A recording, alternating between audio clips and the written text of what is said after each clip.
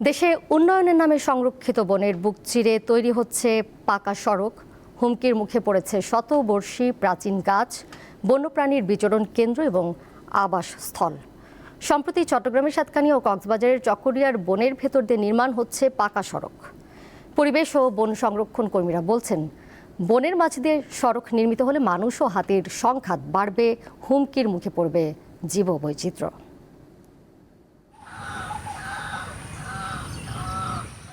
একসময় চট্টগ্রামের সাতকানিয়া উপজেলার পুরামগড় ইউনিয়নের বৈতরণী এলাকায় বিস্তীর্ণ বনাঞ্চল ছিল বন্য প্রাণীর নিরাপদ আবাসস্থল। কিন্তু দীর্ঘদিন ধরে বনভূমি দখল ও অব্যবস্থাপনার কারণে সেই বন বর্তমানে প্রায় বিলুপ্তির পথে। এতে কমে গেছে বন্য প্রাণীর বিচরণ।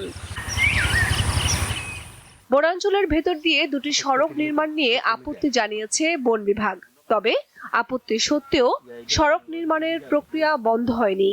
বন বিভাগের কর্মকর্তারা জানান, এখানে সড়ক হলে বনভূমি দখল, অবৈধ অনুপ্রবেশ, গাছ কাটা ও বন সম্পদ পাচারের ঝুঁকি বাড়তে পারে। যদি সংরক্ষিত বনের মধ্যে দিয়ে রাস্তা যায়, সেক্ষেত্রে মানুষের চলাচল বৃদ্ধি পাবে এবং সেখানে জবরদখল কিংবা নতুন ঘরবাড়ি তৈরির একটা প্রবণতা লক্ষ্য করা যায়। তাহলে সেক্ষেত্রে বনের যে প্রাকৃতিক বৈশিষ্ট্য সেটা ব্যাহত হওয়ার সমূহ সম্ভাবনা রয়েছে। এদিকে কক্সবাজারের চকরিয়ায় গর্জন বনের ভিতরে হাতি চলাচলের পথে পাকা সড়ক নির্মিত হচ্ছে। যদিও বন বিভাগকে না জানিয়েই সংরক্ষিত ওই বনে সড়ক তৈরির উদ্যোগ নিয়েছে এলজিইডি। স্থানীয়রা জানান, হাতির সঙ্গে তাদের সহাবস্থান দীর্ঘদিনের, কিন্তু পাকা সড়ক হলে চলবে যানবাহন, ব্যাহত হবে হাতির স্বাভাবিক চলাচল। হাতির এখানে তো আমরা বসবাস করি, আমরা ক্ষতি করে নাই। ওই ধান পাকলে একটু ধানে ক্ষতি করে, না হলে ক্ষতি করে নাই। ওইটা আমরা বসবাস, ছোট বাচ্চা নিয়ে বসবাস করি না। বন বিভাগের কর্মকর্তারা জানান, এই অবস্থায় বনের ভিতরে সড়কটি নির্মিত হলে হাতি চলাচল ব্যাহত ও নষ্ট হবে বনের প্রাকৃতিক অখণ্ডতা।